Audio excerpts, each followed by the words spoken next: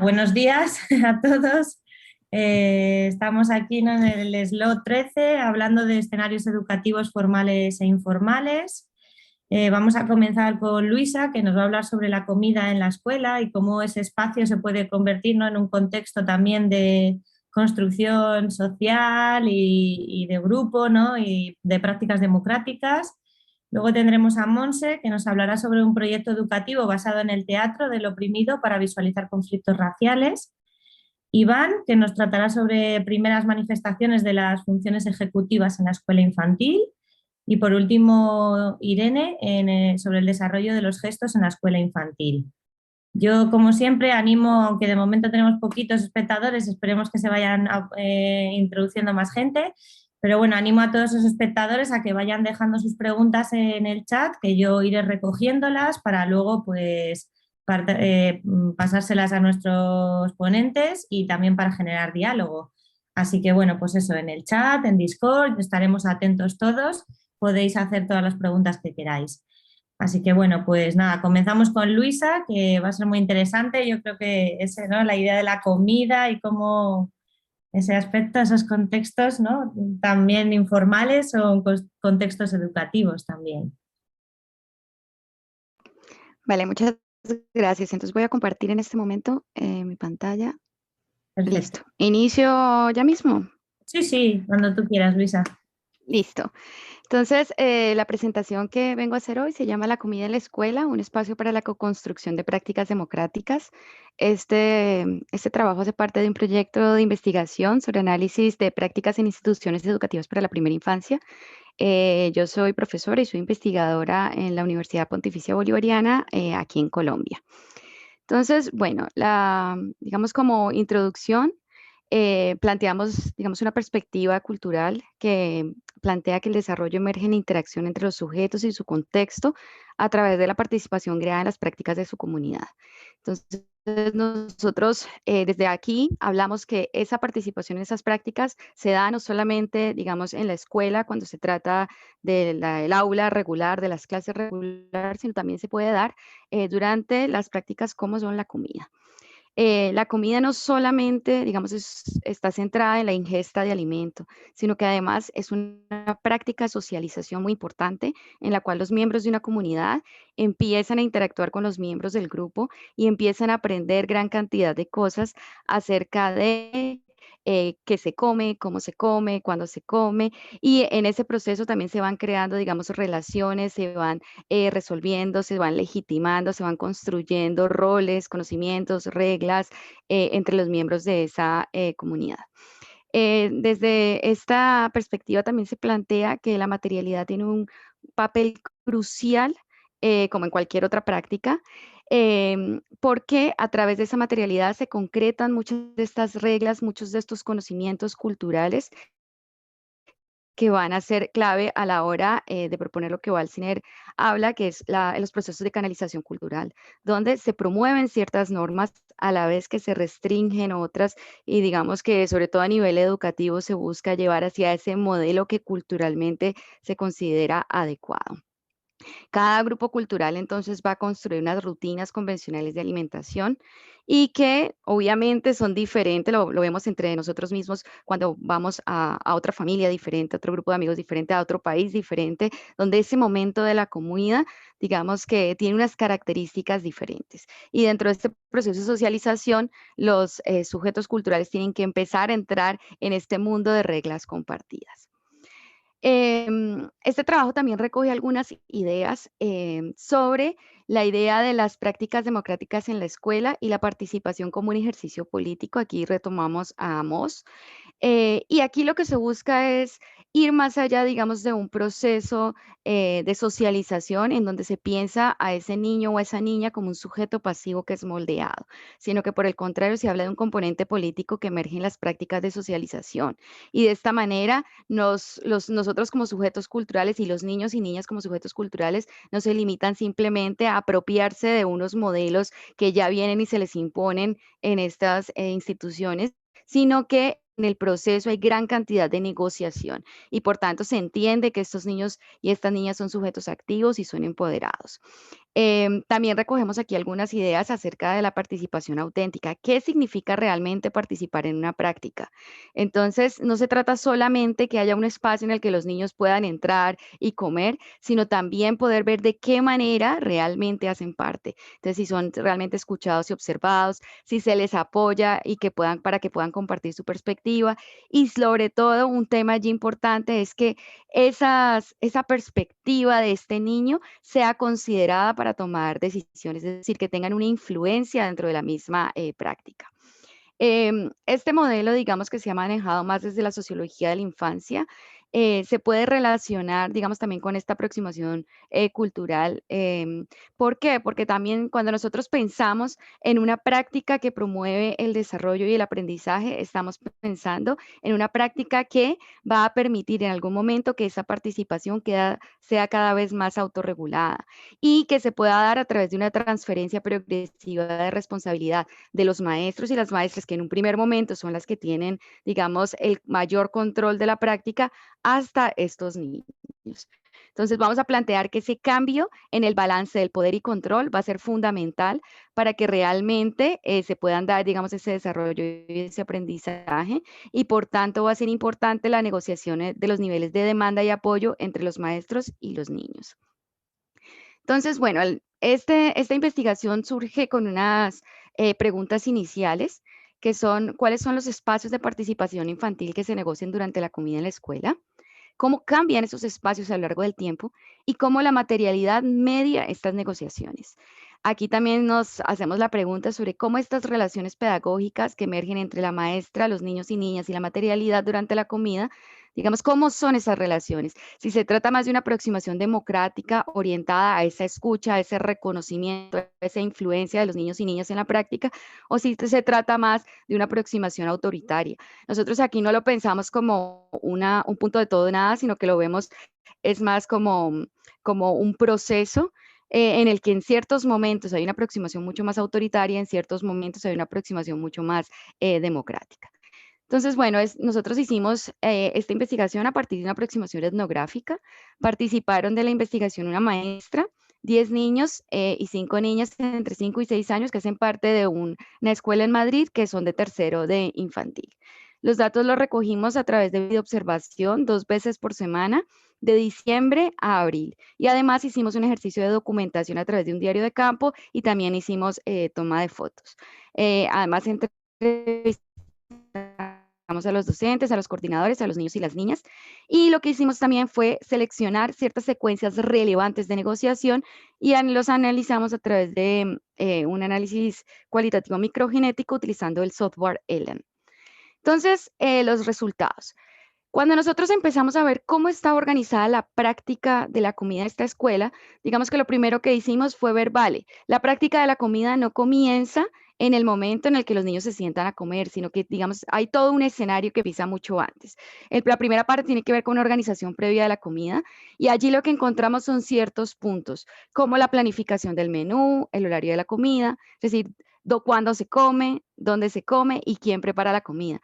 En la presentación yo lo he puesto en negro porque en este primer momento, que es como la primera instantánea de lo que ocurre en el mes 1, que es diciembre, cuando nosotros comenzamos a observar, los niños aquí tienen 0 posibilidades de participación. Es decir, viene aquí un modelo de imposición donde se ha planificado el menú, la escuela lo ha planificado, efectivamente lo ha hecho a través de un proceso participativo, pero ese proceso participativo, digamos, no han participado los niños, sino especialmente los padres de familia y la escuela. Bueno, ya han tenido en cuenta allí nutricionistas, especialistas. El horario de la comida también es algo que la escuela la ha decidido. El lugar de la comida es un comedor grande donde se comparten con diferentes grupos y se le ha asignado a este grupo un espacio. La preparación de la comida tampoco es hay unas personas especializadas en la cocina que son las que la preparan.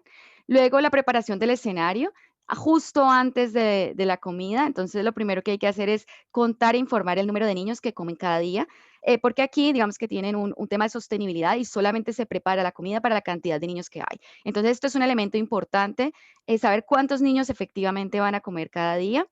También está el proceso de comunicación del menú. La selección de las herramientas para comer, claro, aquí hay que ver dependiendo del menú, si se pone cuchillo, si se pone tenedor, si se pone cuchara, y el proceso de servir la mesa, de preparar la mesa. Nuevamente, en diciembre, estos procesos siguen siendo, digamos, cuando los alumnos llegan, ya está todo preparado. En el momento de la comida, por eso es que se empieza a aparecer en gris, los niños ya empiezan a tener un espacio más activo. Entonces, aquí, digamos, está la entrada al restaurante. Aquí hay 2 mesas en este sitio, entonces tienen que elegir en qué mesa se van a sentar y en qué silla se van a sentar. Luego está la comida. En esta escuela hay solamente un menú diario, excepto pues para los que tengan algún tipo de dieta especial, pero entonces no hay opciones que elegir, sino que es la comida que se ha preparado ese día. Y bueno, está todo el tema de interacción con compañeros durante la comida. Luego viene el proceso de servir la comida, de elegir la cantidad de comida que se va a servir y la postura para comer. Cómo se van a sentar. Y por último, digamos, viene toda la parte del cierre del escenario de esa comida. Y es, vale, una vez ya se ha terminado, se tienen que clasificar las sobras y depositarlas en los contenedores. Se debe recoger todos los elementos con los que se ha comido, platos, vasos, cuchillos, y después hay que hacer toda la limpieza del lugar. Si nosotros nos damos cuenta en esta primera instantánea, digamos, la participación de los niños todavía es muy limitada y digamos que se centra especialmente en ese momento de la comida y puntualmente ayudan a algo en este espacio del escenario. Pero toda la parte previa, los niños aquí tienen poca participación. Entonces, como yo les decía, aquí he traído unas fotos para ilustrar. Son 2 mesas en este restaurante y entonces cuando ellos llegaban en diciembre ya estaba todo preparado. Entonces había un encargado en la cocina que venía y sabía cuántos niños había y servía la mesa. Y los niños simplemente tenían que venir, llegar aquí y sentarse a comer. ¿Qué pasa cuando nosotros vemos al final, o sea, en abril? Si ustedes alcanzan a ver la presentación previa y la presentación actual, efectivamente hay un cambio. Aquí ya aparecen muchos elementos en blanquito. Cuando hablamos en blanquito, quiere decir que los niños ya son responsables, ya se ha abierto un espacio de negociación para que ellos puedan hacerse cargo. Aunque obviamente aquí yo solamente he puesto antes y después, y esto ha sido un proceso durante casi 6 meses que han estado, digamos, negociando responsabilidades, que han estado transfiriendo responsabilidad.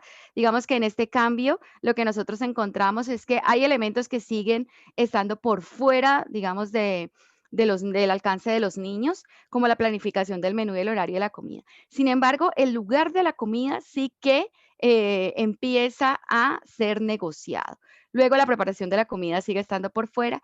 Y aquí pasa una cosa muy interesante y es que los niños y las niñas empiezan a ser centro de esa preparación de ese escenario. Entonces ahora son ellos los que tienen que contar e informar el número de niños que cada día van a comer.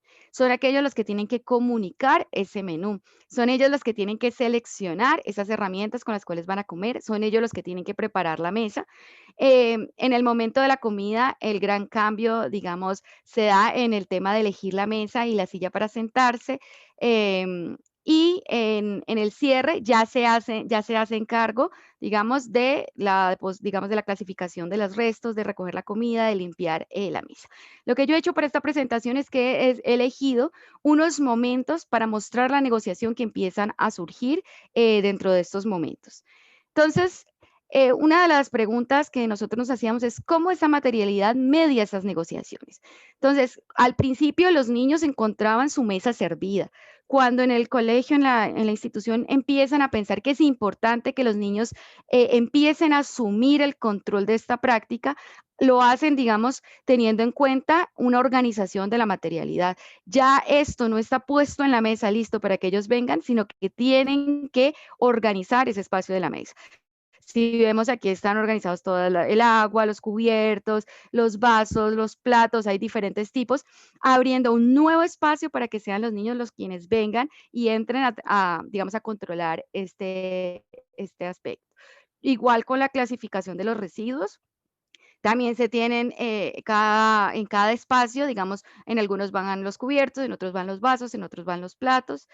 y empiezan a trabajar. ¿Cómo hacen los niños? Los niños tienen que empezar a contar. Cuando yo le preguntaba a la maestra, bueno, y cuéntame por qué hacen esto. Entonces ella le dice, lo que ella decía es muy importante para nosotros que los niños empiecen a trabajar a través de la comida todos esos conocimientos disciplinares. Esos conocimientos disciplinares tenían que ver, por ejemplo, con la matemática, porque los niños debían contar, que tiene que ver con el currículum, contar cuántos niños comían ese día, tenían que escribirlo, la escritura también era un tema importante, entonces tanto lo escribían los números para saber cuántos iban a comer, también escribían, ¿cierto?, cuál era el menú y empezaban a ser ellos quienes tenían que compartir con sus compañeros esto. Entonces yo decía, es que claro, la escritura, la lectura, las matemáticas no pueden entenderse como un elemento externo a la práctica, digamos, de la comida, ni la comida pensarse como algo completamente separado del ejercicio,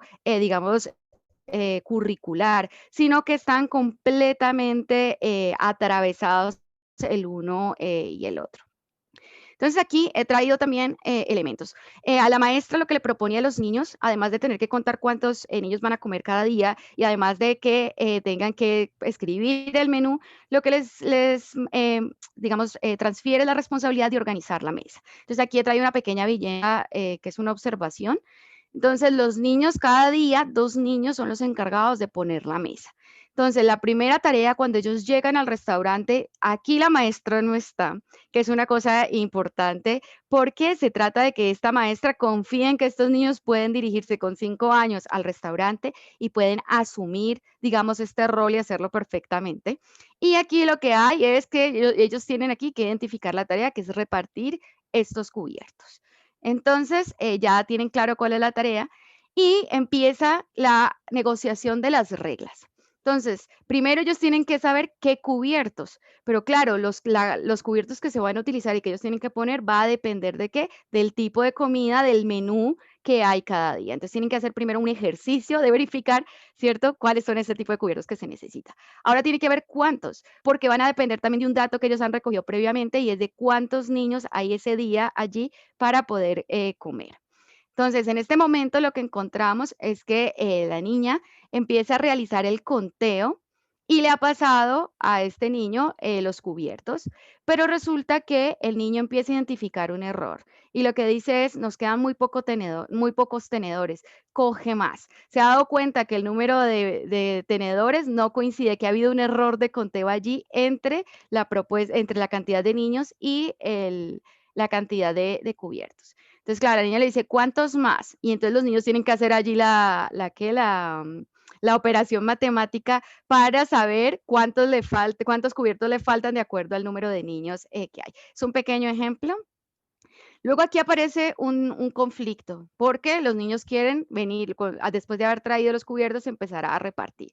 Pero aquí no está la maestra. En las primeras sesiones la maestra sí que estaba allí acompañando el proceso, un poco guiando, orientando, pero en este momento la maestra ya ha desaparecido. Y los niños están solos en el comedor teniendo que definir cómo van a resolver este conflicto entre los dos. Entonces, entre los dos toman una decisión en conjunto de yo te doy la mitad y tú tomas esto. Sí, es un poco una decisión salomónica y tienen que verificar cuánto es la mitad y el otro niño acepta esta orientación. Y cada uno se toma el momento para realizar exitosamente esta tarea a partir de la responsabilidad que ellos mismos han definido que deben asumir para cumplir con este espacio. Em, la tercera de las preguntas es, en realidad, ¿cómo son esas relaciones? ¿Son más democráticas o están, digamos, más ligadas a ese autoritarismo? Lo que nosotros encontramos es que, aunque en un primer momento hay unos modelos mucho más estrictos de cómo se tiene que comer en esta escuela, qué se tiene que comer, a lo largo, digamos, de estos 5 meses, vamos viendo cómo cada vez se van abriendo más espacios de participación democrática. Entonces, aquí, por ejemplo, ellos no pueden decidir qué comen porque hay un solo menú, pero sí que pueden decidir qué cantidad de comida comen. Entonces, cada niño tiene que hacerse responsable de esa comida que se está poniendo en su plato. Posteriormente lo que ocurre aquí es que son los mismos niños los que van a servirse y van a llevarse su plato caliente. Y la maestra decía, mire, el que yo pueda confiar en que un niño de 5 años va a ser capaz de llevar su plato de sopa caliente, va a ser capaz de ponerse la cantidad necesaria y asumir la responsabilidad, digamos, es parte fundamental del aprendizaje, porque en la comida no solamente estamos para comer, sino en la comida estamos para aprender de reglas, estamos para aprender de responsabilidad, estamos para aprender acerca del grupo, acerca de la toma de decisiones y acerca de cómo nosotros como ser, digamos, como sujetos culturales, también tenemos que asumir esa responsabilidad y comprometernos con esas decisiones que estamos tomando. Entonces, aquí por último, para cerrar mi presentación, he traído un ejemplo que me parece precioso de cómo se resuelven, digamos, de cómo estas prácticas empiezan a ser cada vez más democráticas. Aquí en esta escuela surgió un conflicto y es que hay 2 mesas para sentarse y todos los niños quieren sentarse en la mesa más grande, ¿cierto? En la cuadrada. Entonces, cuando llegan a la escuela, al comedor, perdón, lo primero que quieren es, todo el mundo va, o sea, todos los niños van a sentarse en esa, los 15 niños en esa mesa y no hay suficientes puestos. Entonces esto estaba generando pues como todo un gran conflicto allí porque siempre habían llantos, siempre había pues estos problemas. Entonces en un momento dado la maestra empieza a regular, no, bueno, hoy le toca a fulanito, a sultanito, no sé qué, pero se da cuenta que esto no, o sea, que su decisión, que su agenda y esa toma de decisiones externa a los niños no está funcionando. Entonces ella decide hacer una asamblea y sentarse a pensar entre todos cómo pueden solucionar el tema de quién se sienta en esa mesa que todo el mundo quiere, en la que todo el mundo quiere sentarse. Entonces lo que han definido es que van a hacer unos ramitos de flores y van a poner los nombres y entonces los encargados de ese día, lo que van a hacer es que van a repartir esos ramitos para que cada quien se tiene que sentar donde le tocó el ramito. Pero lo interesante de este proceso es que esa toma de decisiones, o sea, esa no es una propuesta de la maestra, sino que es una propuesta que surge en una asamblea en donde todos tienen que tomar una decisión para todo el grupo y todo el mundo tiene que comprometerse con esa decisión del grupo entero. Entonces, ya para cerrar la discusión, entonces lo que planteamos es que en esta escuela se abren muchos espacios para la práctica democrática, donde hay una co-construcción de reglas durante la comida. Esto no ocurre en principio y me parece importante esto, es que esas prácticas democráticas son el producto de un ejercicio que se va fortaleciendo a lo largo del tiempo y que permite que estos niños y niñas en un momento dado puedan asumir esa responsabilidad. Aquí se da una descentralización del poder y por supuesto hay mayor participación y aquí tienen que ver con unas expectativas y unos valores sobre la competencia de los niños y las niñas. Como se los he mencionado a lo largo de la presentación, la maestra confía en que estos niños y niñas son capaces y por lo tanto apoyan esas, digamos, ese trabajo en esa zona de desarrollo proximal para que al final pueda transferirse esa responsabilidad en los diferentes partes de la práctica. Aquí también hay un ejercicio, un espacio para la diversidad, porque aquí no se trata simplemente de que se imponga un modelo, sino que es un modelo vivo, un modelo abierto a partir del cual los niños, digamos, están proponiendo cambios y esos cambios tienen una influencia, realmente afectan esta práctica.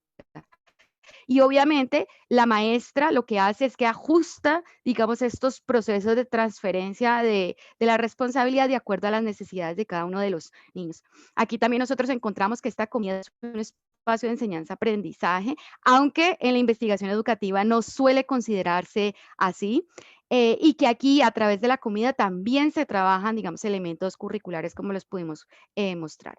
Y por último, esa materialidad es fundamental porque condensa esas reglas y media esas negociaciones. Les mostraba cómo esos ramitos de flores van a ser, digamos, son las que concretan un espacio previo participativo de negociaciones en donde se han tomado unas decisiones y en donde cada uno de ellos tiene que entrar, digamos, a responsabilizarse de esos compromisos. Y es ese ramito que está puesto en la mesa lo que representa ese ejercicio democrático. Muchas gracias.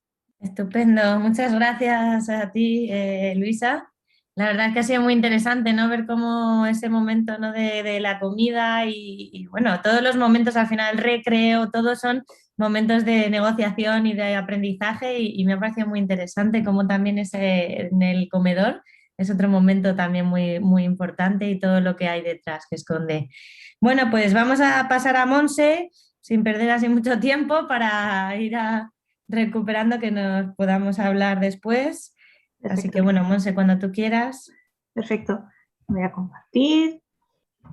Yo os vengo a hablar un poco de una experiencia, de una prueba piloto de teatro de oprimido aplicado en secundaria, especialmente para identificar conflictos, no solo raciales, sino también interculturales y de género. Para esta prueba, entender primero qué es el teatro de oprimido. El teatro de oprimido nace en Brasil por parte de Boal, muy relacionado con la pedagogía de oprimido.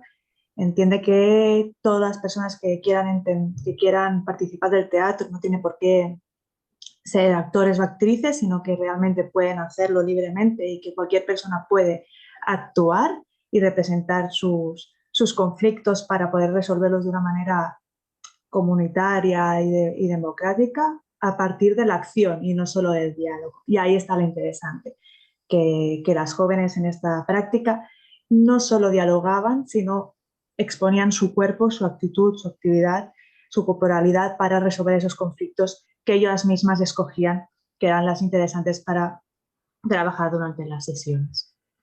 Para ello se hizo una aplicación con 7 sesiones integradas en diferentes grupos, que ya veremos, en las que intervenían no solo pues, técnicas del teatro de oprimido, como es el teatro imagen o el teatro foro, sino una serie de actividades previas de calentamiento, ¿sí?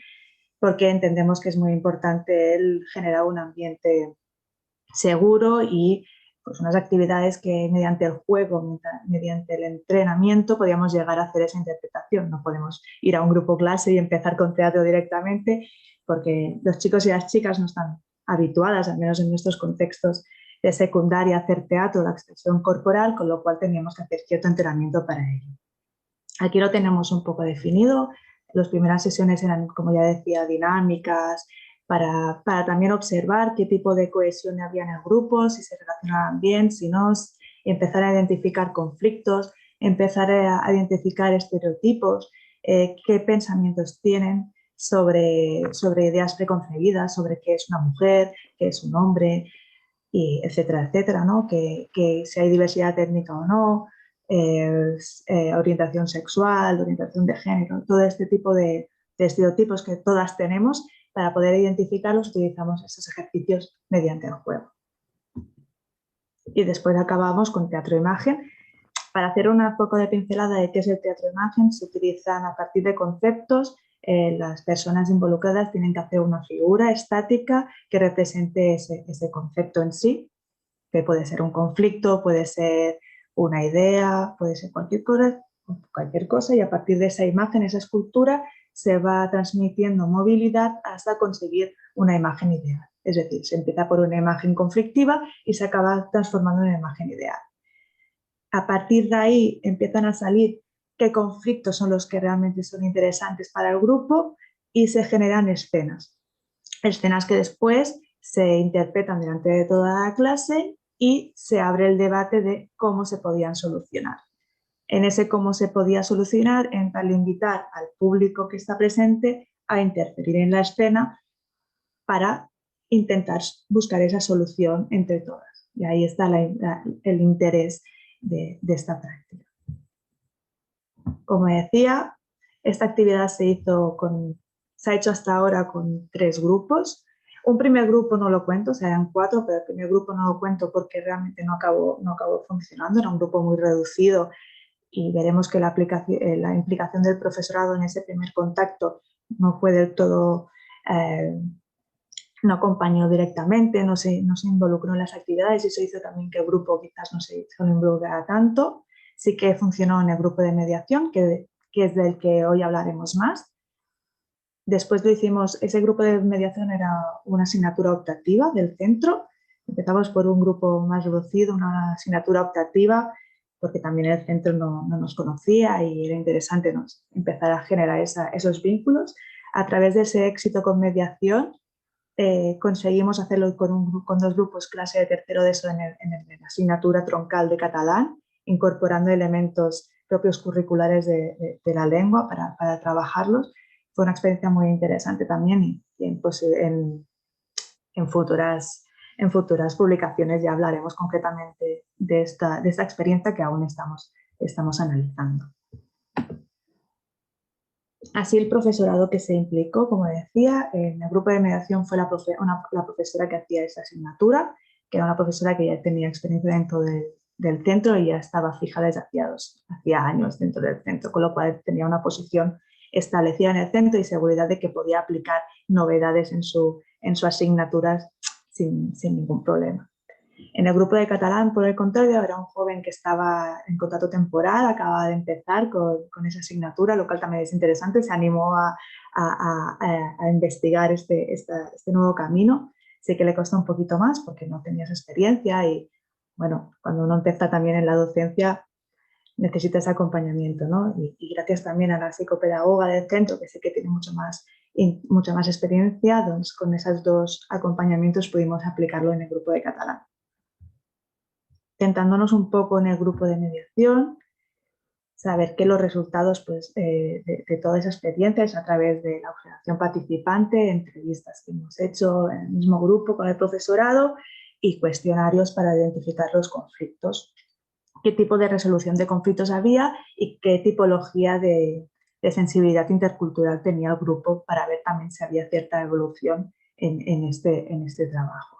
Decir que de los conflictos que se han identificado en todo el desarrollo de las actividades, tanto explícitamente, es decir, aquellas obras que generan los alumnos y alumnas, enfocando un problema concreto, un conflicto concreto, como mediante la práctica de manera implícita. Es decir, durante todos los ejercicios también se generaban conflictos, porque en ese momento de trabajo, de colaboración entre ellos y ellas, de creación, se podían observar pues, aquellas personas que quizás no se involucraban directamente en la actividad, comentarios entre compañeros y compañeras, falta de cohesión, ese tipo de conflictos. Todos estos conflictos, tanto explícitos como implícitos, de los que encontramos, la mayoría eran, pues, vimos, ¿no?, de género especialmente e interculturalidad, aunque también había aspectos de violencia, de bullying, momentos de falta de cohesión de grupo y también casos de diversidad funcional. De ahí la importancia también de mirarlo desde una mirada interseccional, viendo que los conflictos en sí no solo son por un eje de discriminación, sino que, como cualquier comunidad, y al fin y al cabo un aula es una pequeña comunidad, todas las discriminaciones se interrelacionan y todas las realidades y mochilas se interrelacionan, y ahí es lo interesante y lo complejo, ¿no? Y estas prácticas donde la propia experiencia y donde el alumnado tiene el foco y el protagonismo es cuando pueden resurgir y ver qué interacciones se establecen entre ellas. Precisamente en estos casos, así como ejemplos de experiencias, os comparto unas cuantas que creo que son interesantes. Por ejemplo, en los primeros, ¿no?, en los estereotipos de género. Cuando hablamos de un ejercicio para ver esos estereotipos de género, que es uno de los iniciales, que es el como más sencillo, que es el camina como. Se pone el grupo y empiezan a caminar y, en este caso, yo dinamizaba y decía, camina como una mujer. Y ahí todos caminaban como una mujer, chicos y chicas. Camina como un hombre. Y chicos y chicas caminaban como un hombre. En ese momento se veían los estereotipos de feminidad y masculinidad. Se entraba en debate. Oye, chicas, ¿camináis cómo están caminando los chicos cuando dicen que camináis así las mujeres? Y las chicas decían, pues no, sí. Es interesante porque en estos casos fueron los chicos los que más se indignaron con el caminar de las chicas de la masculinidad. Los chicos se indignaron diciendo que ellos no caminaban absolutamente así. Las chicas empezaron a caminar como John Wayne, espatarrados, todas puestas como muy fortachonas, y los chicos las miraban como, yo no camino así. Y los chicos empezaron a caminar estereotípicamente como una modelo cuando hablaban de chicas. Y las chicas decían, no camino así, pero no se indignaron tanto. Fue interesante como en estos primeros contactos de relación eran los chicos los que tenían más seguridad en decir qué cosas no les gustaban de esa exposición, ¿no?, de ese estereotipo. Después, en el momento del crear imágenes de profesorado, una de las cosas para ver si también habían conflictos, no solo entre iguales, sino entre la figura del profesor, profesora y la figura del alumnado, hablábamos de hacer una escultura de un profesor. Y era interesante como mayoritariamente salía esa imagen del profesor punitivo, castigando, señalando, mientras que y todos los alumnos estaban sentados intentando pues no aburrirse con esas clases tan tradicionales. Interesante en este sentido porque estas exposiciones de la imagen de profesorado negativas la hacían delante de la propia profesora que estaba participando en el grupo. Se había una interacción y la profesora decía, pero ¿cómo? ¿Me veis así? No sé qué. Y entonces empezaban a ver ese debate entre profesorado y alumno que primero denota que había una muy buena relación entre alumnado y profesorado, que había una confianza entre ellas y que se permitían mediante el juego exponer sentimientos y experiencias propias vividas por parte del alumnado hacia el profesorado que en otros contextos no aparecían. En el grupo de mediación era claro, en el grupo después de catalán también apareció esta imagen que el propio profesor verbalizaba. Yo no sabía que la experiencia vivida de mis clases era esta y la habéis expuesto mediante el juego y ahora esta información me la quedo y puedo transformar mi experiencia educativa o mi docencia a través de lo que me estáis comentando. Esta libertad a través del juego hacía que los alumnos y alumnas fueran más capaces de expresar cómo se sentían a través de esa experimentación y caricatura de la imagen, ¿no? Que quizás verbalmente es más complejo en algunos casos. Otro ejemplo muy interesante en el término de vergüenza. En este caso, se tenía que expresar qué era sentir vergüenza en la clase, ya que salía esta idea de falta de participación, a causa de vergüenza, de falta de seguridad en expresarse. En este caso, no, en el grupo, todo el grupo estuvo muy de acuerdo en que la persona que tenía que interpretar el papel, el rol, la figura de vergüenza era una chica de origen pakistanés que casi nunca se relacionaba y no se comunicaba mucho con el grupo. Y la chica lo aceptó diciendo sí, porque su eje pasaba por esa vergüenza. Lo interesante de este caso es que esta chica, que en un inicio era interpretada e identificada por todos como vergüenza, a lo largo de las sesiones acabó adoptando un papel protagónico en la escena final, haciendo de alumna que hacía una exposición oral delante de toda la clase, pero la hacía en inglés. Y ahí empezamos a ver que el problema quizás no era que la chica era vergonzosa, sino que no se comunicaba adecuada su lengua, no era el castellano ni el catalán, y tenía dificultades de expresión. Y que en inglés, que era una lengua en la que ella dominaba, sí que se sentía capaz y sentía facilidad en comunicarse y no sentía esa inseguridad de comunicarse. Y a partir de ese pequeño trabajo de poco a poco y participando, lo interesante era que los propios alumnos y compañeros y compañeras del grupo empezaron a conocer aspectos de ella y se sorprendieron a decir, ¿te interesa esto? Tienes un buen inglés, ¿me podías ayudar en inglés? Y empezaron a establecer vínculos que en un inicio no estaban y en un inicio se creía que esa poca relación de la chica tenía más que ver con su origen cultural, que no estaba bien introducida, incluida en el grupo, y realmente la cuestión no era una cuestión tanto intercultural, sino una cuestión de relación, de oportunidad de poder expresarse, de no tener ese espacio y ese tiempo para poder definir que realmente el problema que tenía es que la lengua era el control de la lengua, el dominio de la lengua era la barrera que no lo impedía, pero en el momento en que se puede trabajar con otros aspectos que no son propiamente idiomáticos, sino es el comportamiento no verbal, es la figuración, es el construir conjuntas una obra, que ahí pues, no hace falta el lenguaje por sí mismo, o tienes la libertad de escoger qué idioma puedes utilizar para participar, ahí se ven, ¿no? esas relaciones y se empiezan a establecer esos vínculos, lo cual fue muy, muy interesante. Otro caso también muy interesante es el caso de una chica con diversidad funcional visual, que en el momento en que se tenían que escenificar, se pedía que se significara un momento en el que él o ella habían sentido incómodos en el aula o con los compañeros en algún contexto. Ella escogió el grupo y hizo la vivencia de de estar en el patio, tenía muchos problemas visuales, en el cual no veía nada bien y necesitaba de ayuda muchas veces para identificar al profesorado, identificar para poderse mover por el patio y por el aula.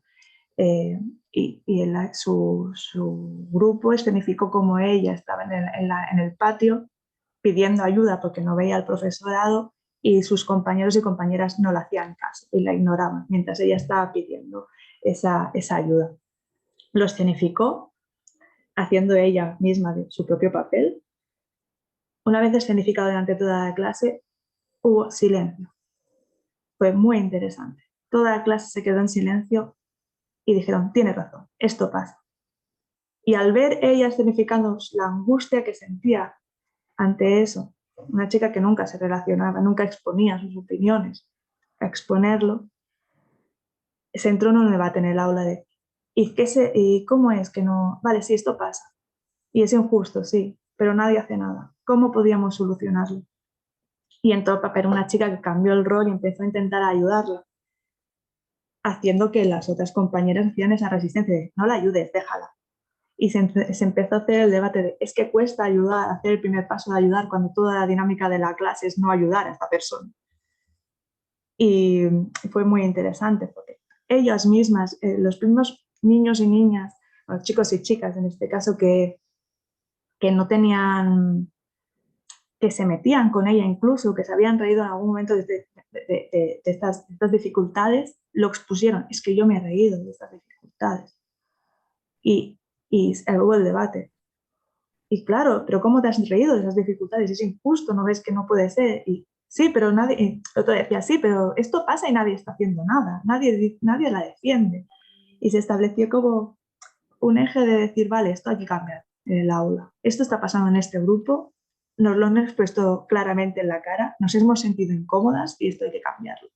Y se empezaron a establecer esas dinámicas de, pues, cómo gestionarlo, darle mayor soporte y demás. Todo esto, la chica, la protagonista,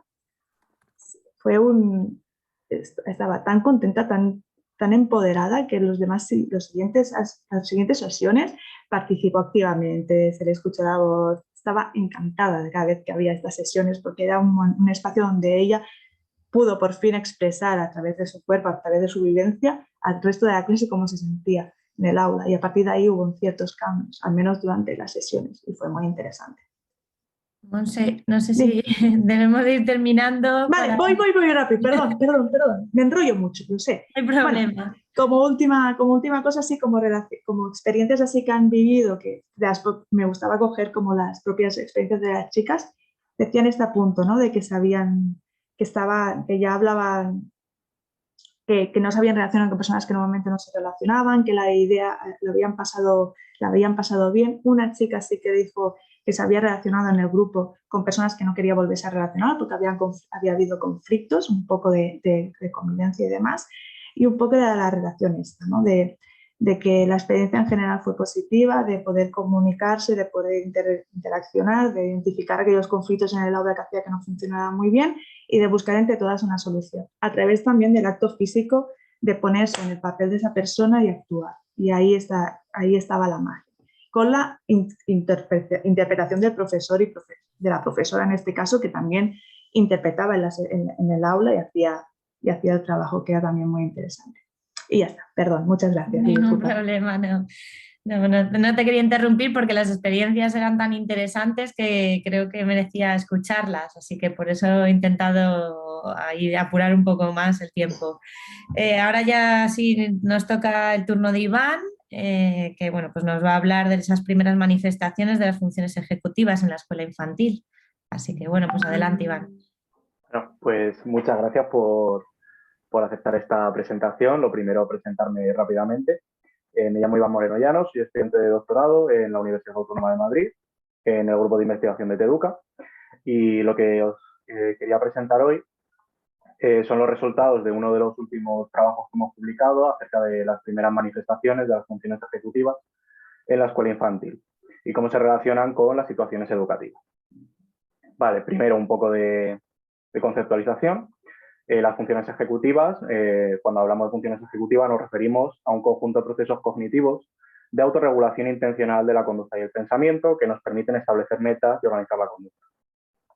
Empiezan a manifestarse hacia el final del primer año de vida, en torno a los 7 u 8 meses. Esto, por ejemplo, ya lo estudió Piaget cuando habla de la diferenciación medios-fines, y se empiezan a desarrollar junto a otros procesos, como pueden ser los primeros gestos intencionales, que empiezan a aparecer hacia los 8 meses, los usos de los objetos por su función pública y simbólica, y todo esto parece que no se ha tenido muy en cuenta a la hora de la investigación temprana en funciones ejecutivas.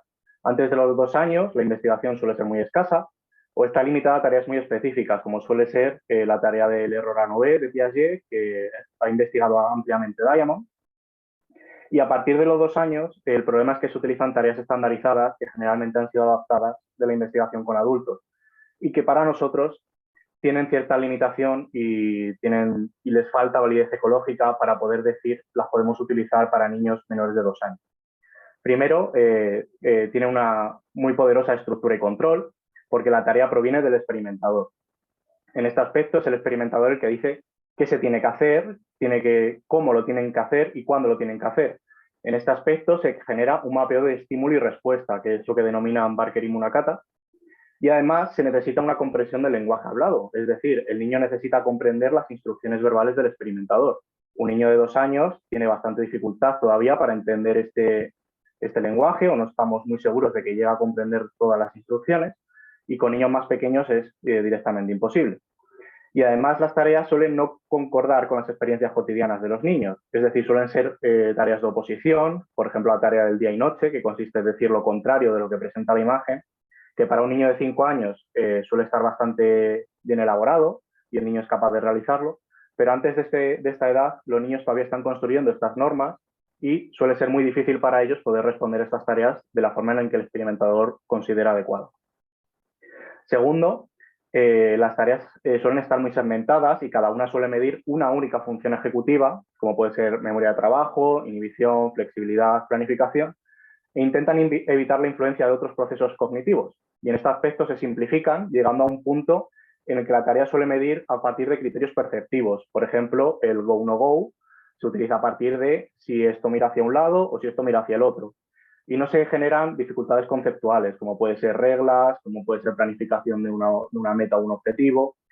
Y esto provoca que se alejen de significados y valores convencionales. Las tareas se están realizando en situaciones muy arbitrarias, que no corresponden con la realidad. Y esto para un niño muy pequeño supone una dificultad añadida. Y por último, los niños suelen resolver la tarea en solitario. En este aspecto es junto a un experimentador que le dice lo que tiene que hacer y el niño responde a las preguntas que se le va haciendo o a la tarea que se le está pidiendo. Y en este aspecto no se está incluyendo la influencia social, como puede ser el apoyo de la autonomía de las madres, que han estudiado Bernier y sus colaboradores, la interacción entre iguales, que parece muy importante, ya que los niños entre sí, como por ejemplo ya ha mostrado Luisa en su presentación, se van regulando, llegan a acuerdos y se ponen estas normas. O la educación es para nosotros algo muy importante en el desarrollo de las funciones ejecutivas y no se está teniendo en cuenta el papel de los maestros y de las maestras o de la escuela en general en cómo puede influir para este desarrollo. Sin embargo, como otros autores están viendo, los niños se autorregulan cuando encuentran un valor práctico a esta actividad supervisora y regulatoria y cuando comprenden las relaciones causales entre sus acciones y la meta presente. Es decir, no podemos ponerle a un niño una actividad que no sea interesante para él, eso lo primero, y segundo, que no entienda por qué tengo que responder de la manera en que tú me pides. Esto es más fácil para un adulto que ya conoce o tiene más experiencia en el ámbito de la representación, en el ámbito de la mentira o de fingir, en el que podemos jugar con estas normas y hacer tareas más específicas, pero en niños muy pequeños esto es una limitación muy seria y debemos adaptarnos a esto. Debemos ponerles o tareas o situaciones que sean adaptadas para ellos. Y también obtienen mejores puntuaciones cuando el adulto está apoyando su acción y no la dirige. Es decir, cuando el adulto está ayudando a que el niño se autorregule, ayudándole en su objetivo, ayudándole en sus dificultades. Y no cuando le propone lo que tiene que hacer. En este aspecto han surgido nuevos retos en la investigación de las funciones ejecutivas. Primero hay que establecer una perspectiva de desarrollo que tenga en cuenta ese origen y desarrollo temprano del funcionamiento ejecutivo que actualmente está emergiendo. Hay que tener en cuenta los retos que se dan los niños y niñas a sí mismos, que parece que son muy importantes, tenemos que considerar cuáles son los desafíos de los niños y no imponer los desafíos de un adulto. Tenemos que incluir a la escuela infantil y a la educación, ya que supone oportunidades de autorregulación en las situaciones educativas, y cómo intervienen las maestras y maestros. Desde aquí es donde nosotros llegamos a esta investigación en el funcionamiento ejecutivo en la escuela infantil. Antes de los 2 años, en nuestro grupo de investigación hemos visto, por ejemplo, cómo los niños se autorregulan a través de usos y gestos privados. No me voy a meter en cada uno de estos artículos, los podéis encontrar a partir de las referencias, o si os interesa yo mismo puedo proporcionar la referencia. Pero un poquito de idea, lo que estamos viendo es cómo los niños utilizan los objetos. Para ellos son situaciones muy retadoras, muy interesantes, conseguir usar un objeto por su función pública, siguiendo las normas de uso que la sociedad les ha impuesto a estos objetos. Y para conseguirlo, se autorregulan a partir de los propios objetos, explorando sus diferentes funciones, cómo podemos conseguir este uso, y a través de gestos privados, cómo los niños se dirigen su atención, por ejemplo, señalando la punta del poste vertical donde tengo que introducir los aros, o incluso pidiendo ayuda al adulto, como observaron Basilio y Rodríguez, para conseguir su objetivo cuando yo no puedo. En este aspecto, uno de nuestros últimos trabajos también, observamos que un niño entre los 8 y los 17 meses, cómo se dio retos a través de los usos de la materialidad y cómo consiguió regularse precisamente a través de los usos y los gestos privados. Observamos que el niño estaba muy atento a sus objetivos, era muy persistente en sus metas, y también observamos elementos de inhibición y de flexibilidad. Y esto ocurrió gracias a la actividad de su maestra en la escuela infantil, ya que organizó la materialidad necesaria y las actividades de manera que el niño se dio estos retos y se autorreguló en ellos. Por lo tanto, nuestra pregunta, la que dio el artículo que os quiero presentar hoy, es: ¿pueden las actividades propuestas por las maestras influir en el número de episodios de autorregulación? Para este aspecto, trabajamos con 5 aulas 01 de 5 escuelas infantiles públicas de la Comunidad de Madrid, a las que filmamos una vez al mes durante todas sus actividades o situaciones educativas, desde que los niños llegaban a la escuela hasta que habían terminado de comer. El total de niños participantes fueron 38, entre 4 y 17 meses de edad, y participaron 8 maestras. Es muy interesante, hablando de género, que también ha sido un tema muy interesante en este congreso, que todas fueron maestras. En este trabajo no participó ningún maestro, por suerte o por desgracia.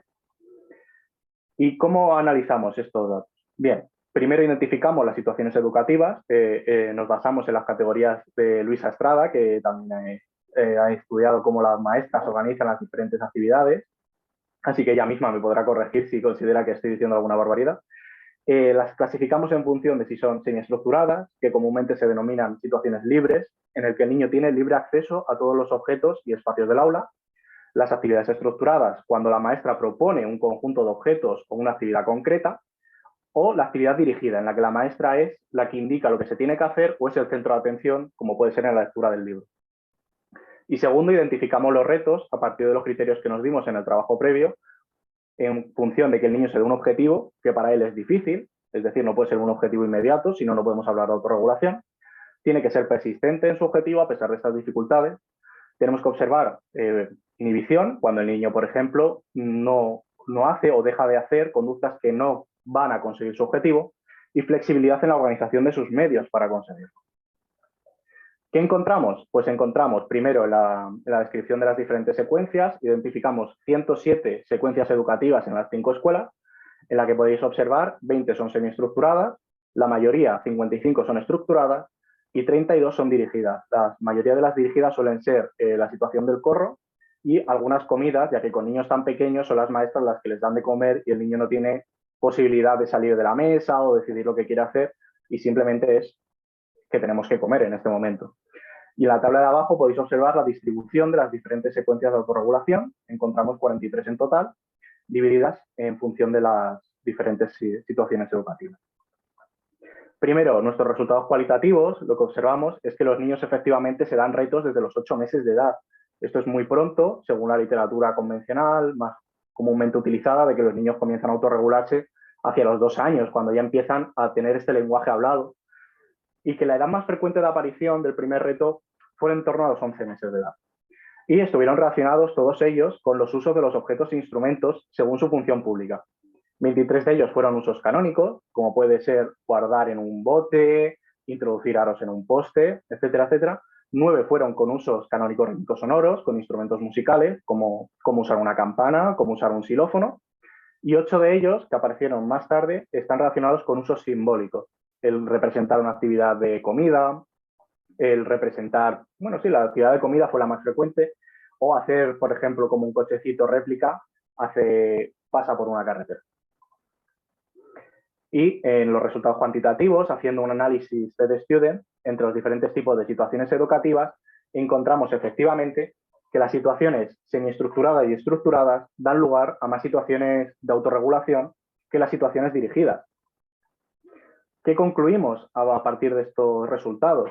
Primero, los retos empiezan mucho antes, la autorregulación comienza mucho antes de lo que clásicamente se ha comentado. Los niños comienzan a autorregularse gracias a gestos privados y a usos privados mucho antes de que adquieran la capacidad de regularse a través del lenguaje. El lenguaje adquirirá una función de autorregulación mucho más tarde en el desarrollo, pero la autorregulación comienza a desarrollarse mucho antes de lo que se creía. Estos retos están relacionados con usos funcionales y simbólicos de los objetos cotidianos. La materialidad es muy importante para poder estudiar el funcionamiento ejecutivo en niños y niñas y mucho más en situaciones de la escuela infantil, donde la materialidad está por todas partes y tiene que tener un sentido.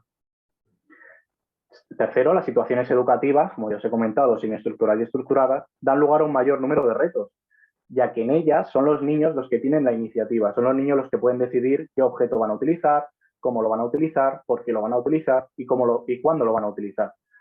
Y en este aspecto nos llamó mucho la atención que las maestras proponen o ajustan las actividades de los niños y las niñas. No la dirigen, no son las que dicen tienes que hacer esto con este objeto, sino que simplemente están ahí para proponerte lo que puedes hacer o para regular un poco la acción de los niños.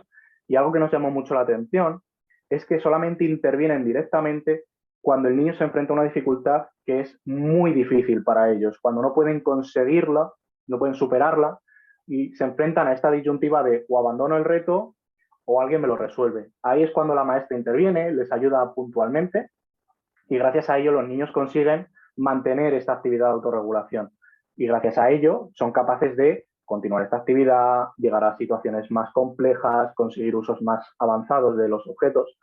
Y esto es lo que nosotros creemos que se tiene que promover en la escuela infantil. Creemos que este ámbito se ha tenido un poco de lado en el desarrollo temprano, a pesar de que muchas escuelas infantiles en su currículum hablan de autonomía, hablan de intencionalidad. No se tiene en cuenta cómo los niños se dan objetivos dentro de las actividades. Y esto era lo que yo os quería contar muy rápidamente. Espero que haya quedado claro y espero cualquier pregunta, cualquier sugerencia. Prefiero el debate, me gusta mucho hablar en debate más que una presentación, porque creo que una presentación se queda muy corta. Así que muchas gracias. Tendréis las referencias por si a alguien le interesa continuar con esta investigación o con o le surge alguna duda. Y nada, esto es mi presentación. Muchísimas gracias. Muchas gracias, Iván. La verdad que fenomenal en el tiempo también y así vamos a nuestra última ponente, a Irene, que nos va a hablar del desarrollo de los gestos en la escuela infantil. La verdad que, bueno, luego lo comentaremos, pero yo creo que hay muchos puntos en común aquí muy interesantes en el slot de hoy, así que luego podremos dialogar. Cuando quieras, Irene. Vale, voy a compartir mi pantalla. Vale, pues buenos días a todos. Mi nombre es Irene Guevara y soy estudiante de doctorado en Psicología en la Universidad Autónoma de Madrid. El trabajo que voy a presentar forma parte de mi tesis doctoral y está centrado en el desarrollo de los primeros gestos y sus funciones y en cómo la acción educativa de los maestros y las maestras en el aula puede modular estos procesos. Está muy relacionado con la presentación de Iván Moreno, que es la que acabamos de ver, ya que forman parte del mismo proyecto y especialmente el día de hoy voy a poner un foco principal en la función de autorregulación que empiezan a tener los gestos autodirigidos de los niños y las niñas hacia el final del primer año de vida. Mi investigación se ubica en la escuela infantil, que es un contexto que ha sido muy poco estudiado en la literatura sobre gestos en las primeras edades, pero que cada vez va cobrando mayor relevancia dado el incremento de la asistencia de los niños a estas instituciones y también del tiempo que están permaneciendo en ellas. Una revisión general de la literatura nos permite identificar que la investigación sobre gestos en psicología se ha enfocado prioritariamente en gestos que las personas dirigen a otros con funciones de comunicación. Sin embargo, cada vez existe mayor evidencia de que los gestos también tienen un papel central en la cognición y en la autorregulación a lo largo de la vida. Trasladándonos al estudio del desarrollo de los primeros gestos,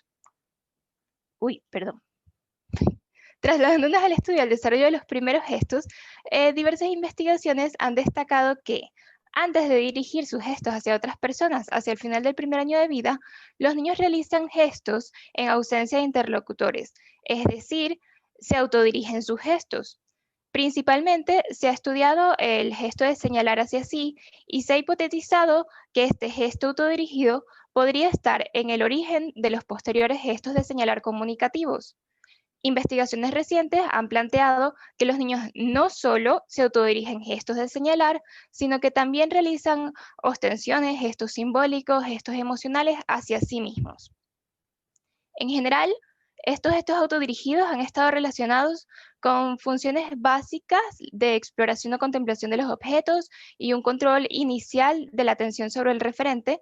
Sin embargo, la investigación reciente ha evidenciado que los gestos que los niños se autodirigen pueden tener un papel importante en el desarrollo de las primeras manifestaciones de autorregulación. Estos gestos autodirigidos con funciones de autorregulación han sido llamados gestos privados, haciendo alusión a la función del habla privada descrita por Vygotsky. Serían gestos que están orientados a una meta que el propio niño se propone y que le supone una dificultad. En estas situaciones, el niño utilizaría estos gestos como medios de pensamiento manifiesto sobre su propia acción. A diferencia de la función de exploración, la función privada de los gestos supondría un cambio en el nivel representacional del gesto, pues implicaría que el niño va poseyendo ya ciertos conocimientos sobre el uso convencional de los objetos que actúan como referente en sus interacciones. A pesar de la creciente literatura sobre gestos autodirigidos, aún quedan importantes interrogantes por aclarar, como por ejemplo, ¿cuál es el origen de estos gestos privados? ¿En qué momento aparecen y cuál es su curso de desarrollo? ¿Cómo se relacionan estos gestos autodirigidos con el desarrollo de los gestos comunicativos hacia otros? Y también cómo los podemos observar en contextos cotidianos, como sería la escuela infantil. Partiendo de estas interrogantes, actualmente estoy llevando a cabo una investigación de tipo observacional, descriptivo, longitudinal en las aulas de 0 a 1 años de 3 escuelas infantiles públicas de la Comunidad de Madrid. Como les decía al principio, la investigación forma parte de un proyecto macro que se desarrolla en la actualidad en el Grupo de Investigación de TEDUCA en la Universidad Autónoma de Madrid. Para el desarrollo de la investigación, hemos observado y registrado las actividades que se realizan en las aulas, desde la llegada de los niños hasta la hora de la comida, una vez al mes a lo largo de un curso escolar.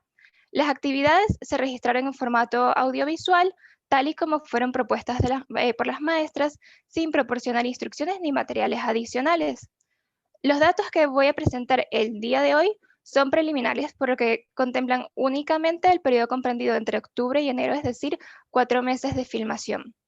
He analizado en total los gestos producidos por 24 niñas y niñas de desarrollo típico, pertenecientes a las aulas 0-1 de las escuelas participantes, así como la acción educativa de sus 3 maestras. Al iniciar el estudio en octubre, los niños se encontraban entre los 4 y los 8 meses, y para enero ya se encontraban entre los 8 y los 12 meses de edad. Los gestos los clasifiqué según el nivel de complejidad semiótica, en proximales, distales y representacionales, según su proximidad con la materialidad. También los codifiqué según su tipo, en ostensiones, gestos de colocar, gestos de señalar inmediatos y convencionales y gestos simbólicos, su dirección comunicativa según estuvieron dirigidos a otros o autodirigidos, y su función, que sería el para qué los niños realizaron esos gestos en un contexto determinado, y que vendría a estar bastante modulada por la dirección comunicativa del gesto. Pasando ya ahora a los resultados, hemos evidenciado que los niños realizaron gestos de todos los niveles de complejidad en ambas direcciones comunicativas y que estos variaron en su momento de aparición en el desarrollo. De esta manera, los primeros gestos que encontramos fueron fueron ostensiones autodirigidas que se presentaron desde los 4 meses. A los 8 meses, los niños empezaron a realizar sus primeras ostensiones dirigidas a otros, tanto de mostrar como de dar, así como algunos gestos simbólicos convencionales básicos, como sería aplaudir o también saludar en ambas direcciones comunicativas. Ya para los 9-10 meses se incorporó en este repertorio gestual de los niños los gestos distales, como sería el señalar en ambas direcciones comunicativas, y este gesto de señalar pues fue en aumento progresivo mientras aumentaba la edad de los niños. Analizando ahora las funciones de estos gestos, vemos que a partir de los 8 meses los niños empezaron a emplear sus gestos para comunicarse con otros, mayormente de forma declarativa e imperativa, yendo la función declarativa en un aumento proporcional a lo largo, conforme los niños iban aumentando en meses. Al mismo tiempo, es decir, a partir de los 8 meses, cuando vemos los gestos autodirigidos, vemos que los niños empiezan a coordinar sus gestos con la consecución de metas, es decir, los niños empiezan a realizar gestos con funciones de autorregulación. Aunque vemos que inicialmente están en una muy baja proporción, esta va en aumento también a lo largo de los meses. Y vemos que durante los primeros meses de vida, entre los 4 y los 7 meses, los niños únicamente emplearon ostensiones hacia sí con función exploratoria.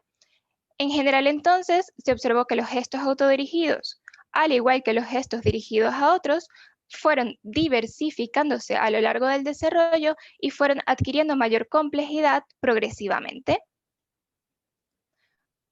Veamos de cerca esta progresión de complejidad en los gestos autodirigidos de los niños. Dijimos que los primeros gestos de este tipo son ostensiones hacia sí.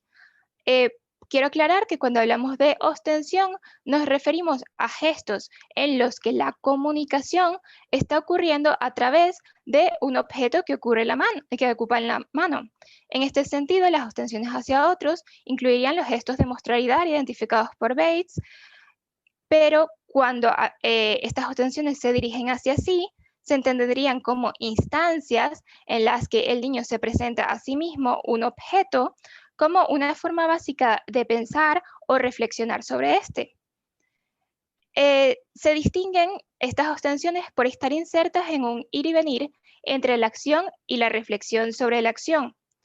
Como podemos observar en la imagen en la que la niña intercambia usos rítmicos sonoros del sonajero con periodos de contemplación del mismo a través de ostensiones para sí. En general, podemos entenderlas como un cese en el uso continuado de la acción que realiza el niño con el objeto para explorar sus propiedades y sus posibilidades de uso. Dada la relevancia que parecen tener estas primeras ostensiones autodirigidas exploratorias, estamos planteando la hipótesis de que podrían ser precursoras de funciones de mayor complejidad, como serían las funciones privadas de los gestos. Ahora vamos a poner el foco justamente en estos gestos privados con función de autorregulación que, como habíamos dicho, empiezan a manifestarse desde los 8 meses. Analizamos los tipos de gestos que los niños emplearon con funciones privadas y encontramos que entre los 8 y los 10 meses únicamente realizaron gestos proximales, es decir, gestos en contacto con los objetos, especialmente ostensiones y algunos gestos de colocar. Por ejemplo, durante la actividad del cesto de los tesoros, esta niña se plantea la meta de hacer como que come de un recipiente utilizando una cuchara de manera simbólica. Sin embargo, tiene considerables dificultades en cómo sostener la cuchara y en cómo coordinarla para llevarla del recipiente a su boca. Así que para lograrlo, la niña realiza varios intentos de usos de distinta complejidad y entre ellos va intercalando ostensiones privadas con la cuchara y que le ayudan a mantener su atención en el reto, y también realiza gestos de colocar la cuchara en el suelo que le permiten mejorar el agarre que realiza del instrumento. Volviendo ahora al gráfico, observamos que a partir de los 11 meses ocurre un cambio importante en la función, esta función privada de los gestos, pues los niños empiezan a integrar otro tipo de gestos en sus procesos de autorregulación, como los gestos distales, los gestos de señalar y los gestos representacionales. Tenemos este ejemplo en el que durante la comida la maestra propone a este niño comer con la cuchara por primera vez. El niño acepta el reto y entre sus estrategias para lograrlo, realiza ostensiones privadas con la cuchara, dándole vueltas y cambiándola de manos. También realiza gestos de señalar inmediatos hacia el plato de comida que debe dirigirse y también integra gestos simbólicos privados, unos ñam ñam que realiza con la boca, como si estuviera contándose que tiene hambre. Y esto le ayuda a mantener su atención en el reto. La presencia de esta variedad en los tipos de gestos privados que emplean los niños podría ser un claro indicador de que los procesos de autorregulación de los niños en estas edades van complejizándose progresivamente a medida de que los niños incorporan en sus repertorios gestuales mayor variedad de recursos comunicativos que también tienen un mayor poder representacional. Sin embargo, no solo observamos que se diversifican los tipos de gestos privados que realizan los niños, también fueron cambiando las funciones específicas de autorregulación de estos gestos. Al inicio, únicamente observamos gestos para dirigir la propia atención o gestos para reflexionar sobre la propia acción. A partir de los 11 meses, observamos que los niños también incorporan una función de autoevaluación en sus gestos privados. Por ejemplo, este niño se propone el reto de apilar un bloque de construcción sobre otro y al momento de conseguirlo, se aplaude a sí mismo, autovalidando positivamente su propio desempeño. En esta diversificación de las funciones de los gestos privados, las maestras parecen tener un papel muy importante. Vamos a tomar como ejemplo en este caso la función de autoevaluación. Las maestras emplean distintas estrategias de mediación directa para andamiar las funciones de evaluación de los gestos de los niños. Hemos podido clasificar estas estrategias en dos momentos distintos de la construcción del gesto y su función. La primera sería cuando tanto el gesto como la función de evaluación están aún ausentes en el repertorio gestual del niño. En estos casos, observamos que las maestras continuamente van incorporando nuevos gestos durante la acción cotidiana de los niños con los objetos. Parte de estos gestos los modelan, como sería, por ejemplo, que la maestra aplaude cuando los niños terminan realizan correctamente alguna actividad, pero también las maestras buscan hacer partícipes a los niños, integrando para ellos gestos interactivos en los que puede participar tanto la maestra como el niño. Por ejemplo, la maestra propondría a los niños guardar los objetos en una caja y cuando los niños lo logran, les evalúa positivamente con un gesto simbólico, generalmente aplaudiendo, es decir, la maestra modela el gesto y le da una función de evaluación. Y adicionalmente, la maestra inicia un gesto interactivo de chocar la mano y da el espacio al niño para que entre en su propuesta, responda y pueda ser partícipe de esa evaluación. Es decir, invita al niño a evaluar conjuntamente la acción que se acaba de realizar. El segundo momento sería cuando el tipo de gesto está presente, pero aún no se ha consolidado esa función de evaluación. Un ejemplo sería cuando un niño realiza un gesto simbólico en el aula sin una función muy clara, como por ejemplo un niño que aplaude de forma emocional sin ninguna relación con alguna actividad. En estos casos, las maestras suelen recoger contingentemente el gesto que realiza el niño y lo responden.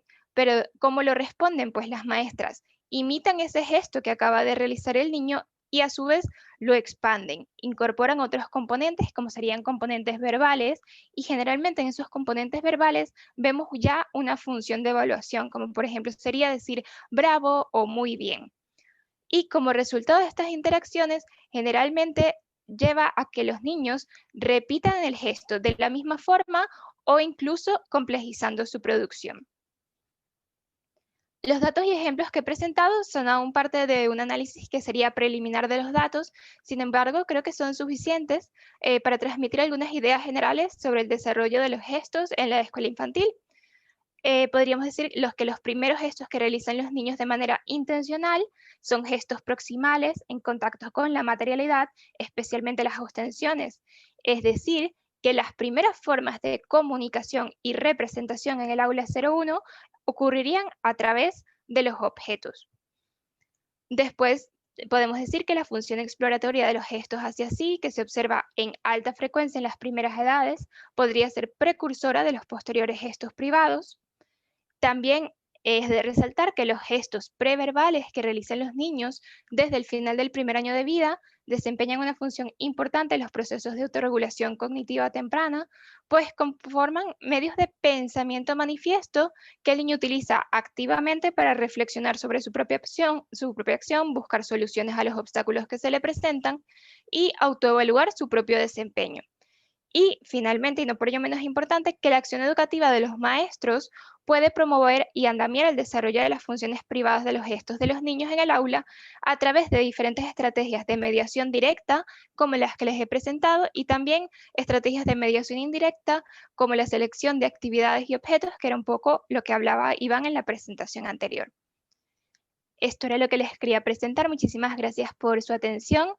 Y nada, les dejo por aquí las referencias porque si estuvieran interesados en continuar un poco con este trabajo o tuvieran alguna duda.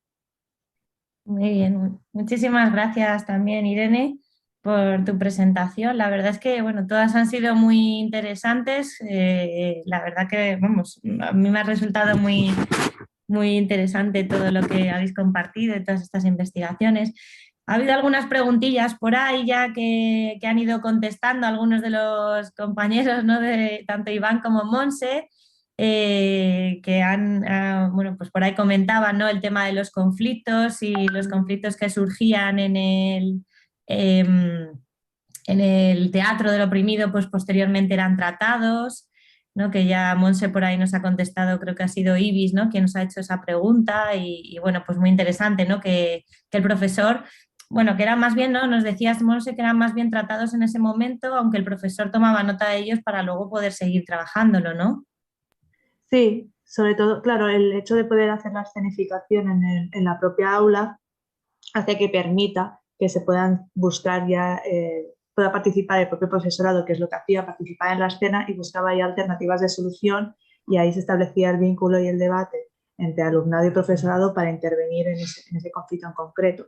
Pero en otros casos, en el que el profesor o la profesora, pues en el caso de catalán, que es el tutor, pues si identificaba algún aspecto muy concreto de un alumno o alumna, pues podía identificarlo y en el acompañamiento más individual hacía pues las pesquisas o las mediaciones necesarias para gestionarlo. Muy interesante, la verdad. También por ahí a Iván, ¿no? Le preguntaban y que va en la línea de Irene, que bueno, que no, que interesante, ¿no? Que ya desde antes de 2 años, ¿no? En esa etapa que nos habéis dicho, 7, 8 meses y demás, ya podamos ver tanta independencia por parte de los niños, ¿no? En esos gestos que nos hablabais, ya tener la capacidad e incluso la necesidad, ¿no? De ser ellos mismos los que encuentren bueno, pues esa independencia, esa conexión con los objetos, que creo que es algo muy interesante que ha salido aquí todo el tiempo también con nuestra primera ponente, ¿no? Los objetos.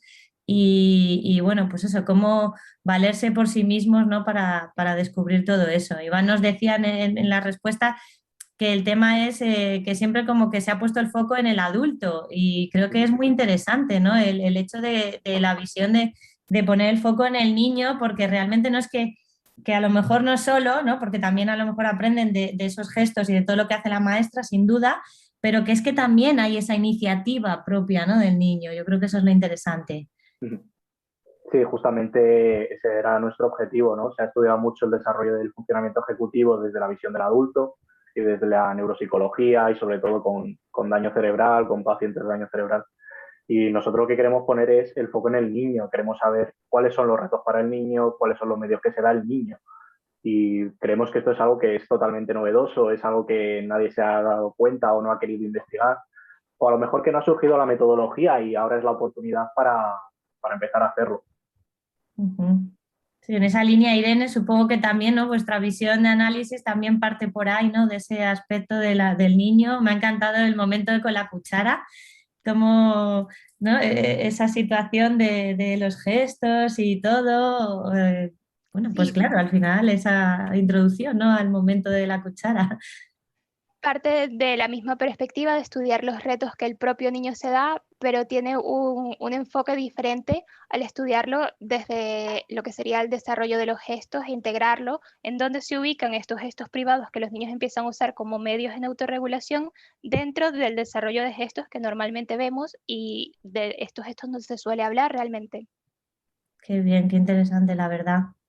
Y bueno, esto de los gestos también va, ¿no?, en la línea incluso de Luisa, ¿no?, de los objetos, los gestos, porque también esas acciones que empezaban a surgir por parte de los niños cuando, ¿no?, a la hora de la puesta del conflicto que nos hablabas, ¿no?, de la mesa, de dónde sentarse o no, al final no es un gesto como físico, ¿no?, pero es un gesto también mental, ¿no?, de decir, de una toma de decisiones también para comportarse de una manera correcta, ¿no?, o poner un orden, o que no haya ese conflicto, ¿no?, generado por parte de los niños. La verdad es que me ha gustado mucho el tema de, en este caso, de los objetos, ¿no?, de cómo y la responsabilidad, porque en tu caso yo creo que al final también estaban desarrollando esa responsabilidad. Decías, ponían la mesa sin que esté la profesora, ¿no? Y ellos mismos eran partícipes de esas acciones y de esa necesidad de ese momento, que no era solo ir al comedor a comer, sino que Ujú, hay más, ¿no? Mucho más allá detrás de ello.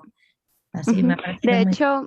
De hecho, como yo analicé secuencias interactivas microgenéticamente, obviamente no todos los datos, sino algunas secuencias interactivas, podríamos hacer un estudio de gestos o de funciones ejecutivas, tal como lo está haciendo Irene e Iván, al ver estos niños cómo están solucionando un problema que a veces tiene que ver con un problema, digamos, que solucionan de manera independiente y a veces es en coordinación con su compañero.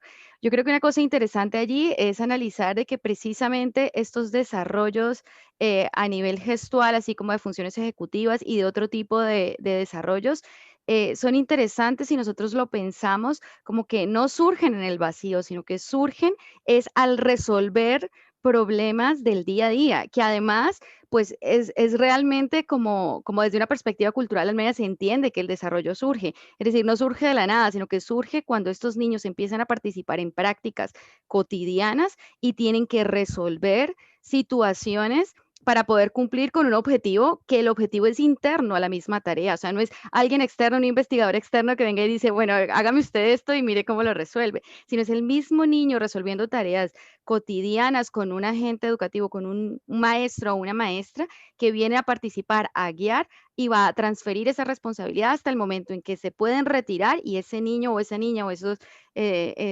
pueden resolverlo por sus propios medios. Y una cosa interesante que me parece allí es como al poner el ojo en lo que hacen los niños y en las soluciones de los niños, es cuando realmente se da cuenta de la novedad. Es decir, los niños no están simplemente repitiendo patrones, repitiendo modelos que los maestros vienen en la escuela y se los ponen, sino que ellos, digamos, desde una perspectiva, estoy pensando en Balsiner, es que están co-construyendo, recogen, digamos, estos elementos, los transforman y a veces surgen propuestas aún más interesantes de las que inicialmente habían propuesto los docentes. Y creo que es importante como poner el foco allí en cómo las respuestas, en cómo a veces están en los mismos niños, no están en el experto que viene aquí a juzgar y a decir qué es lo que hay que hacer.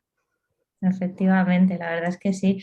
Bueno, no lo he dicho antes, aunque se nos han ido uniendo más espectadores, de lo cual me alegro muchísimo, pero también podemos dar la palabra. Si hay alguien bueno, que nos está escuchando que quiere compartir, comentar, hacer alguna pregunta, pues no hay problema en dar la palabra. Con levantar la mano, pues yo paso la palabra. No sé, o alguna pregunta más si nos queréis dejar en el chat. Yo la verdad es que creo que me quedo, ¿no?, con algo común un poco de los objetos, por supuesto, ¿no?, que es algo que yo creo que todos habéis compartido, pero también lo que nos decía ahora, ¿no?, Luisa, de la resolución, ¿no?, de problemas. Creo que quizás esa es la clave, ¿no?, de todo lo que habéis compartido. el enfrentarse al conflicto, al problema, a la situación, sea bien un aprendizaje de inicio, ¿no?, en edades tempranas al contacto con nuestro entorno, sea un conflicto más social o interno en un momento, ¿no?, de ese comedor o demás, o un conflicto mayor, a lo mejor una problemática que nos presentaba Monse y cómo era tratado, vivido, compartido y al final entre todos, ¿no?, aprender de ello, ¿no? Quizás esa es la clave también, ¿no?, la resolución de esos problemas y también lo que compartía ahora Luisa, ¿no?, del co-construir, ¿no? Los niños y todos están co-construyendo, ¿no? No solo el aprender de otros, sino realmente hay una construcción compartida y hay un aprendizaje que la verdad que sin duda me parece, los niños desde luego siempre son, no quiero decir más inteligentes, ¿no?, pero que siempre hay mucho más en los niños de lo que los adultos creemos, yo creo, y hay que observarlos por ello, y estas investigaciones demuestran la necesidad continua de observar al niño, ¿no?, a los jóvenes, a los niños y a todo lo que les rodea, a su entorno. Quizás esa es la clave, ¿no?, observar los espacios de los niños y quizás no imponer el del adulto. Creo que eso es importante, ¿no? Mira, por ahí Diana dice que a veces se subestima, esa es la palabra, es verdad, se subestima, ¿no?, la capacidad del infante, del niño, efectivamente. Así que bueno, no sé si hay algo más así vosotros que queráis compartir, que se os haya quedado ahí antes de cerrar la sesión, algo que queráis decirnos por ahí o compartir, ya que bueno. A mí me gustaría, digamos, compartir dos cosas. La primera es como para poder entender qué es lo que hacen los niños, qué es lo que pueden hacer y cómo lo hacen, es necesario observar. Y creo que un elemento fundamental de la práctica educativa tiene que ser ese proceso de observar, no venir a imponer su propia agenda, sino poder ver, bueno, cómo estamos y qué es lo que están haciendo. Y solo a partir de allí ver cómo se puede, digamos, mediar para, digamos, complejizar las tareas, bueno, lo que sea que se vaya a hacer a través de la práctica educativa. Eso como primer punto me parece importante. Y lo segundo también, digamos, tener en cuenta que la escuela infantil no es solamente, digamos, su función no es solamente cuidar, sino que también hay una función educativa y allí también hay todo un proceso importante, es un contexto de desarrollo importante. Y no solamente cuando están en una actividad X que la maestra viene y trae, sino en el cotidiano, cuando se están alimentando, cuando están en la asamblea, cuando están, sí, todos estos elementos. Entonces también es como poder abrir el panorama y plantear esto, porque claro, si la escuela infantil se considera desde allí, creo que incluso a nivel de políticas públicas la cosa sería diferente, a nivel de apoyos, a nivel de... sí, de trabajo y de apoyos que se puedan ofrecer. Totalmente de acuerdo, Luisa. Por ahí Iván nos levantaba la mano y luego Monse. Sí que, no sé si la ha vuelto a levantar, no. No.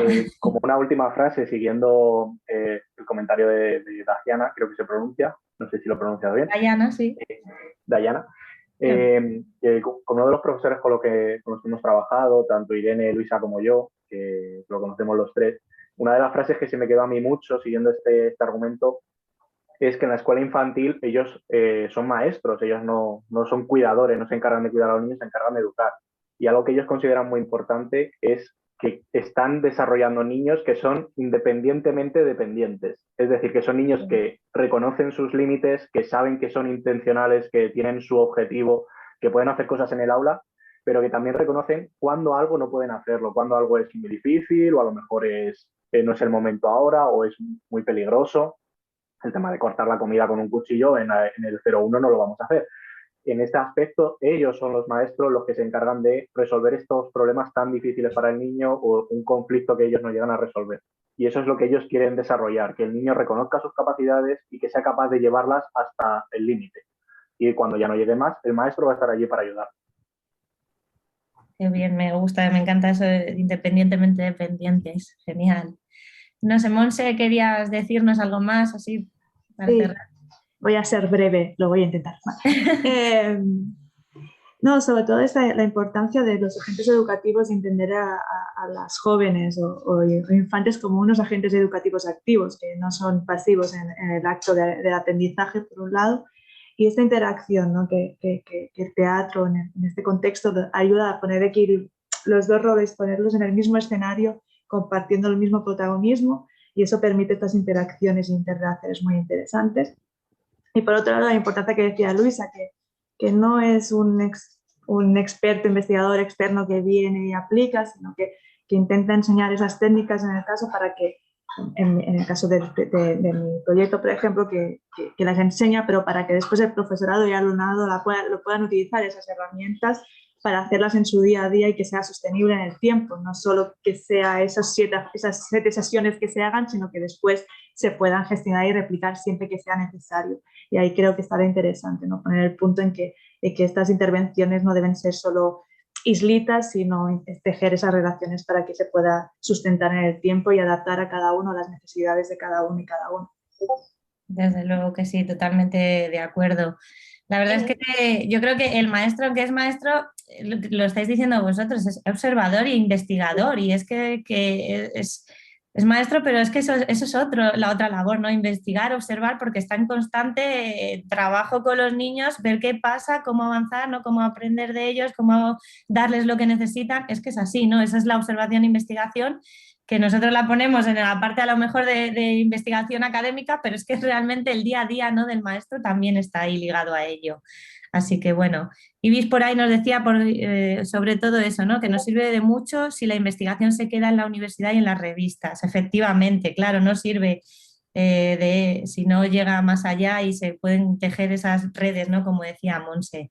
Bueno, pues no sé. Irene, perdona, que no te he visto la mano. Sí, claro, nuestra última. Nada, no te preocupes, en verdad es que no sabía cómo levantar la mano. En esto me acabo de enterar.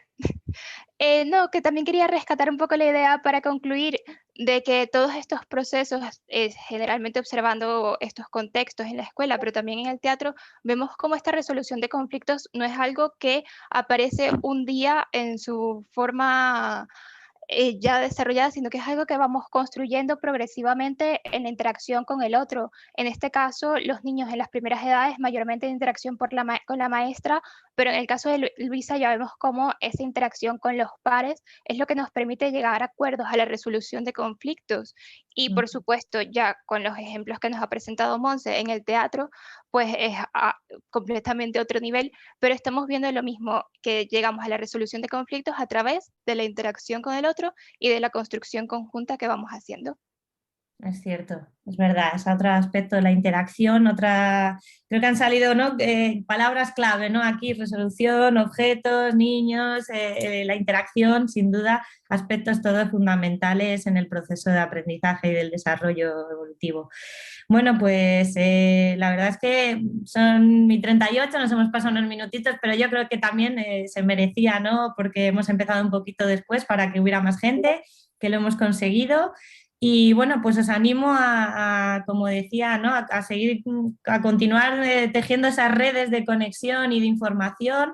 Tenéis Discord, que ya hay gente por ahí, Bea, otra compañera nos ha compartido también otro proyecto en escuelas infantiles. O sea que bueno, vamos a mantener, ¿no? vivo ese contacto por Discord de momento, y el día de mañana a ver si tenemos oportunidad de ser presencial cuando el Congreso no vuelva a la normalidad. Así que bueno, muchísimas gracias a los 4 por todo lo que nos habéis presentado hoy, y lo dicho, pues seguimos en contacto o podéis seguir en contacto por Discord. Luego, bueno, hacemos un descansito ahora, ya sabéis, y volvemos en el siguiente slot sobre narrativas y enfoques socioculturales para los que nos estén escuchando, o para nuestros ponentes, ¿no? Que ayer hubo un tema con las narrativas que surgieron también interesante. Vamos a ver qué nos cuentan después. Pues nada, muchísimas gracias por todo, que os vaya fenomenal en vuestras investigaciones, que sigáis en ello, y seguro que os leemos por ahí, por muchos sitios. Así que gracias. A vosotros. Gracias a ti, Sara, por organizar todo esto. Hasta luego.